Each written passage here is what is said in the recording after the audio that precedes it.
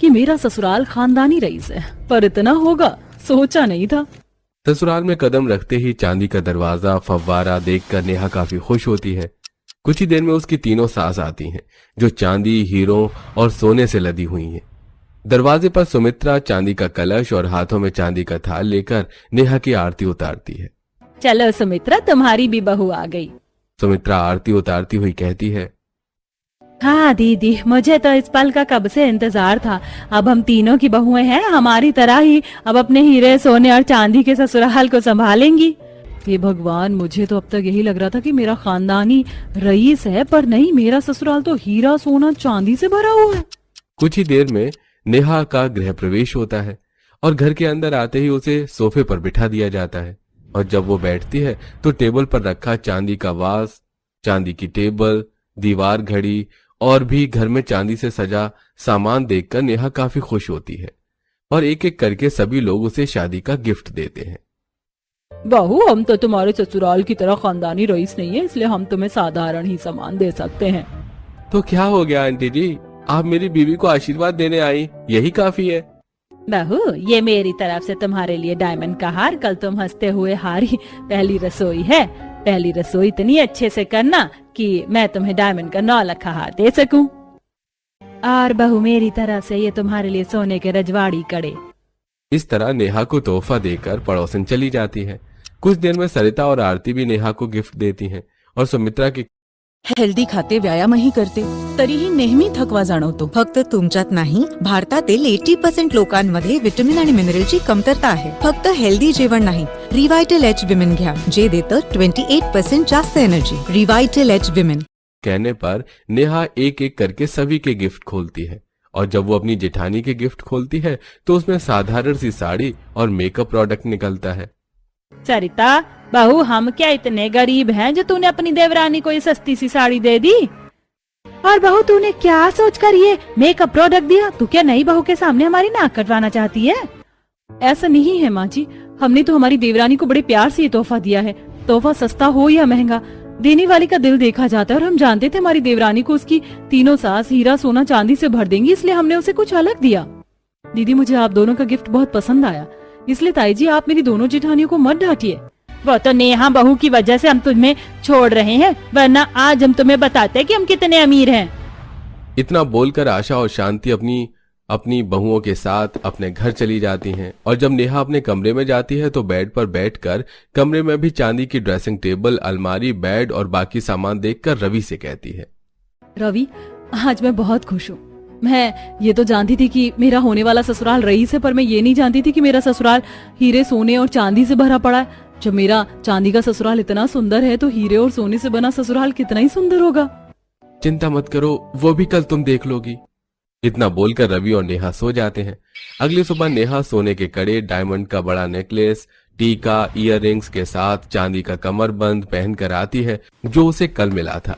जैसे ही वो कमरे से बाहर निकलती है, उसे लेने वहां सरिता और आरती खड़ी होती हैं, जो कि सिंपल थीं।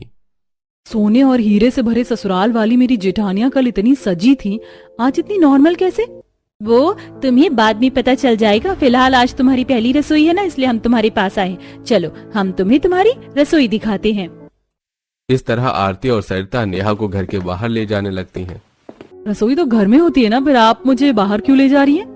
वो इसलिए नेहा, क्योंकि हमारा जॉइंट परिवार है, पर घर सबके अलग है, लेकिन रसोई अलग नहीं, क्योंकि यही रसोई हमें जोड़कर रखती है।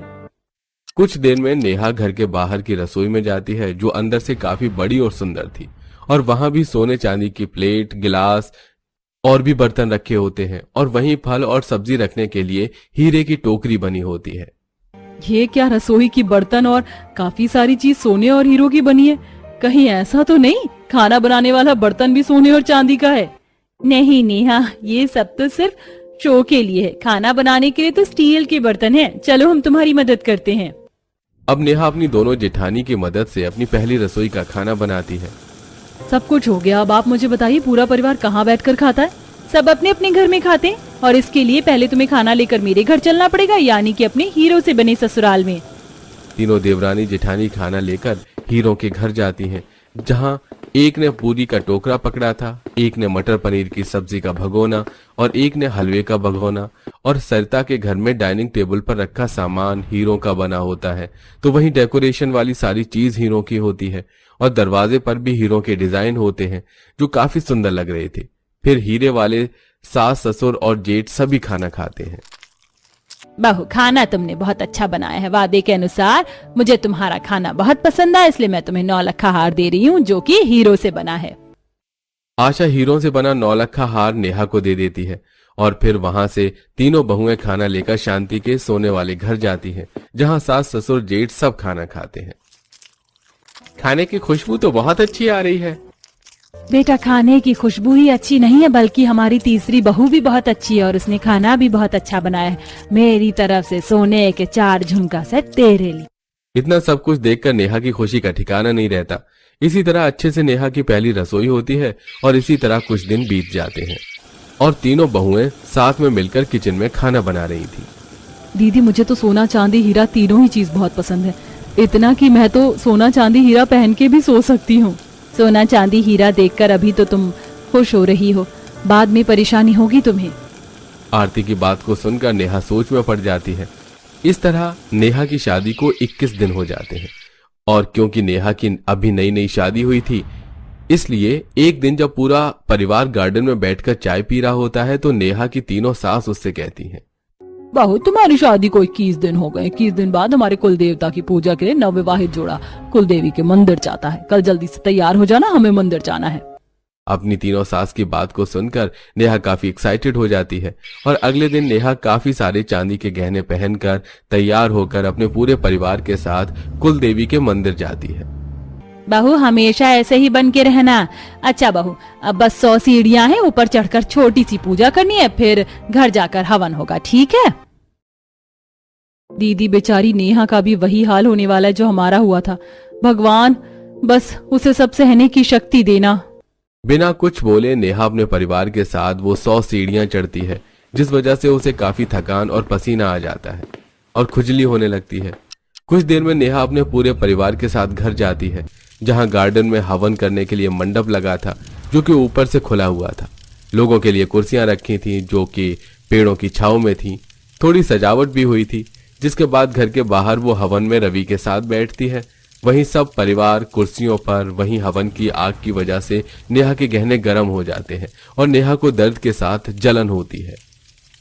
रवि जी, हवन की वजह से ये गहने मुझे बहुत परेशान कर रहे हैं, सब कुछ तप रहा है। नेहा, बस कुछ देर और। रवि के कहने पर नेहा सारी जलन बर्दाश्त करती है और हवन खत्म होते ही कमरे में जाकर सब उतारकर खुद को शीशे में देखने लगती है। उसके पूरे शरीर में लाल दाने और निशान हो चुके थे। अब समझ में आया क्यों मेरी जेठानियों ने मुंह दिखाई में मुझे इतनी हल्की साड़ी और मेकअप दिया। अब मैं भी अपनी जेठानियों की तरह सिंपल रहूंगी। अब नेहा भी अपनी दोनों जेठानियों की तरह हल्की साड़ी पहनकर तैयार होती है। कुछ देर बाद जब वो तैयार होकर बाहर जाती है, तब पूरा परिवार नेहा को इतना सिंपल देखकर उस पर नाराज होने लगता है। बहू, तुम्हें आए अभी 2 महीने भी नहीं हुए और तुमने अपनी जेठानियों के तौर तरीके अपना लिए।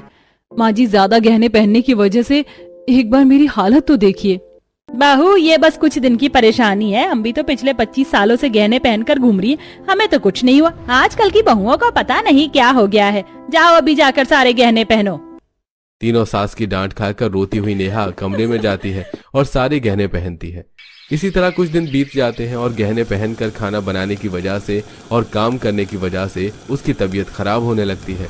उसके शरीर के रैशेस बढ़ने लगते हैं। इसीलिए रवि नेहा को डॉक्टर के पास ले जाता है। माना कि आप लोग रईस हैं, पर अभी के समय पर कौन इतना गहना पहनता है?